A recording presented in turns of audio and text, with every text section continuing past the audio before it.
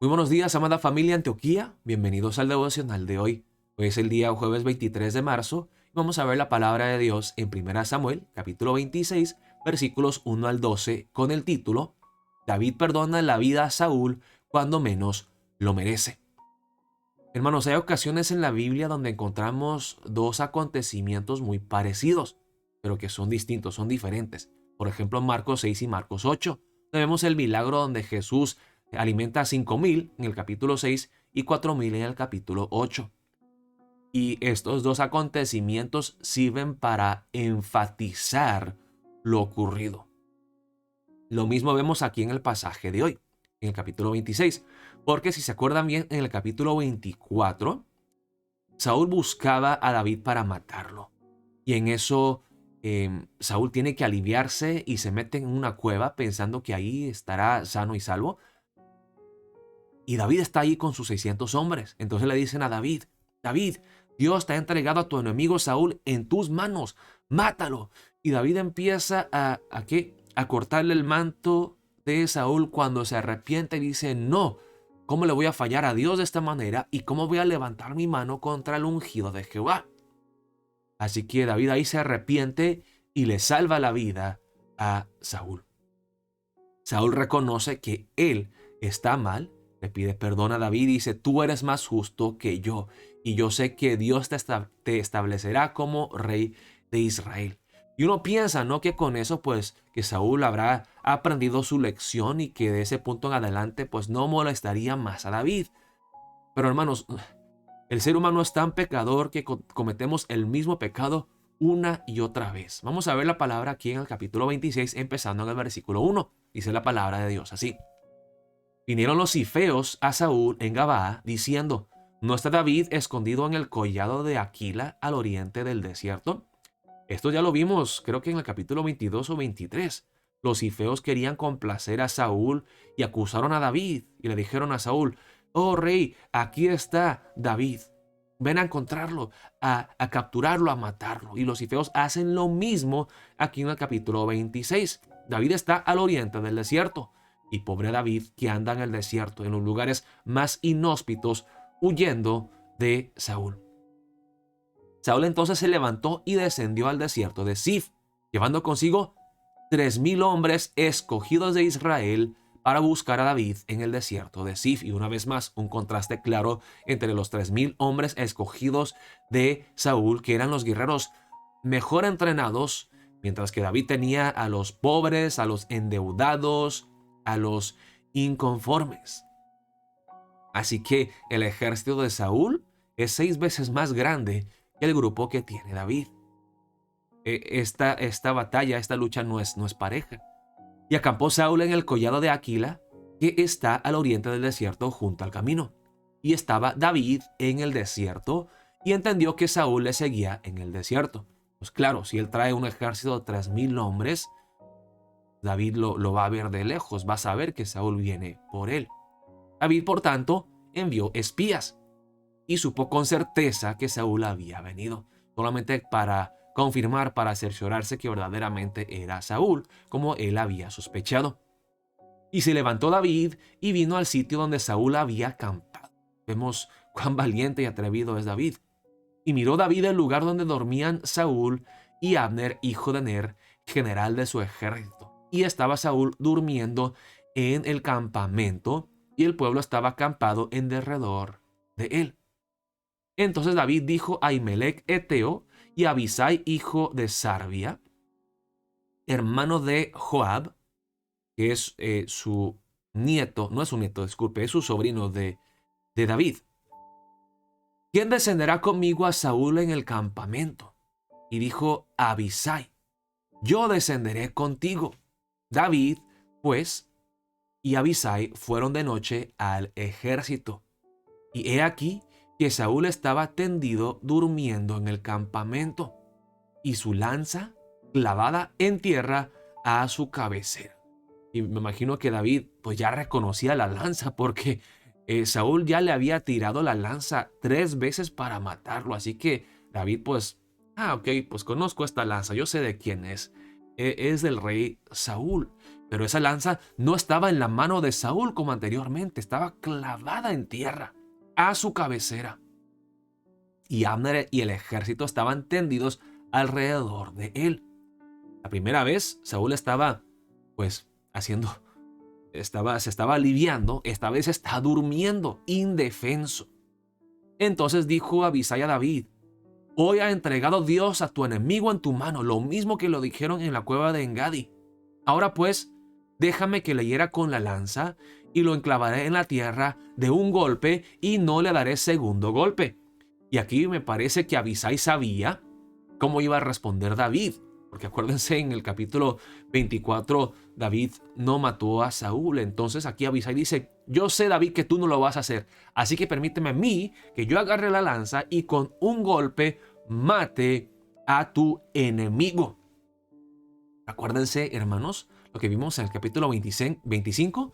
Entre el capítulo 24 y 26 encontramos el capítulo 25 que nos habló de Nabal y que David quería vengarse de Nabal, pero aprendió una lección. Mía es la venganza. Yo pagaré, dice el Señor. Y parece que David pues ha aprendido bien esa lección. Aunque Saúl no aprendió la lección la primera vez y siguió persiguiendo a David tratando de matarlo, David aprendió su lección. Y David respondió a Abisai: no le mates, porque ¿quién extenderá su mano contra el ungido de Jehová y será inocente? Vemos un contraste muy claro entonces entre Saúl y David. Saúl, el pecador que no aprende su lección, que peca una y otra vez, y David, que es justo. Dijo además David: vive Jehová, que si Jehová no lo hiriere, o su día llegue para que muera, o descendiendo en batalla perezca, guárdame Jehová de extender mi mano contra el ungido de Jehová. Lo que aprendió en el pasaje de ayer, en el capítulo 25. Yo no tengo que matar a Nabal. Dios se encargará de pagarle lo que él se merece. Dios hará justicia. La venganza es de Dios, no es mía. Pero mira lo que dice David: pero toma ahora la lanza que está a su cabecera y la vasija de agua y vámonos. Se llevó pues David la lanza y la vasija de agua de la cabecera de Saúl y se fueron. Y no hubo nadie que viese, ni entendiese, ni velase, pues todos dormían, porque un profundo sueño enviado de Jehová había caído sobre ellos. Hermanos, si yo hubiera sido David, después de perdonarle una vez a Saúl, ya no lo había perdonado más. Te salvé la vida una vez. ¿Ahora vienes por mí otra vez para matarme? No, ya te pasaste, te voy a matar. Pero David no es como nosotros. David no es pecador, no es vengativo. David es justo y aprendió su lección de ayer, en el capítulo 25, que Dios hará justicia. Hermanos, otra cosa que vemos aquí de David, que me impresiona, me quedo sorprendido, es esto de que él no le salva la vida a Saúl para quedar bien con Saúl, para complacer a Saúl, para ganarse puntos extra con Saúl. David lo hace para agradarle a Dios y nada más.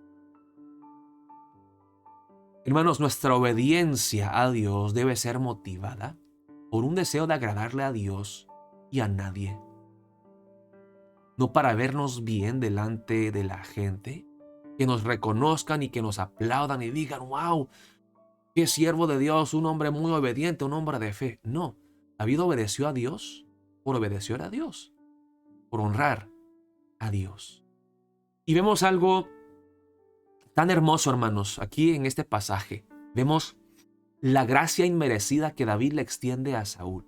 ¿Saúl merece ser perdonado la segunda vez? No. Pero aún así David lo perdona.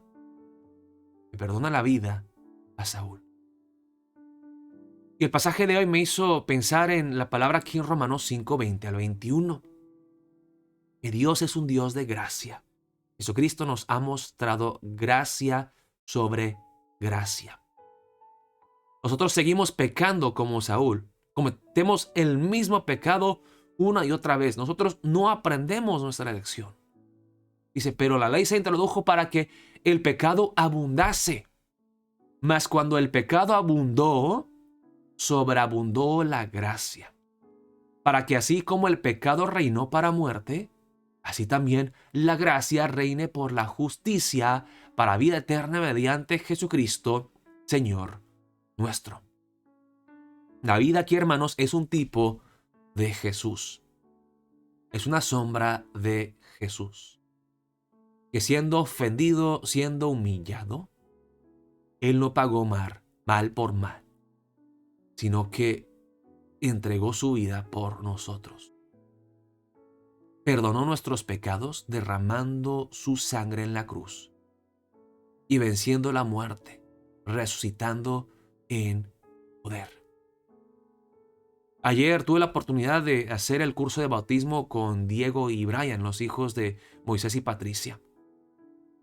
Y les estuve explicando casi por 1 hora, hermanos, cuán pecadores somos, cuán vil somos, cuán ofensivo es el pecado ante Dios. Diego me preguntó, pastor, pero no entiendo por qué robar, por ejemplo, un lápiz de una tienda como Walmart, que son millonarios, billonarios, es un pecado tan malo, tan vil que merece el infierno, un castigo eterno. Y les estuve hablando de cuán vil es el pecado porque ofendemos a un Dios infinitamente grande y glorioso. Pero luego llegué al Evangelio, a la gracia. Les dije, nuestro pecado es terrible y son muchos, pero la gracia de Dios es más grande. Tan grande que envió a su Hijo amado Jesucristo para salvarnos cuando menos lo merecíamos. Así que en el pasaje de hoy, hermanos, en la vida de David, en la gracia que David extiende a Saúl, vemos la gracia infinita de Jesucristo nuestro Salvador, el verdadero Rey del linaje de David, nuestro Rey y Salvador Jesucristo. Y como nosotros, hermanos, hemos recibido esa gracia, podemos extender esa gracia a las demás personas.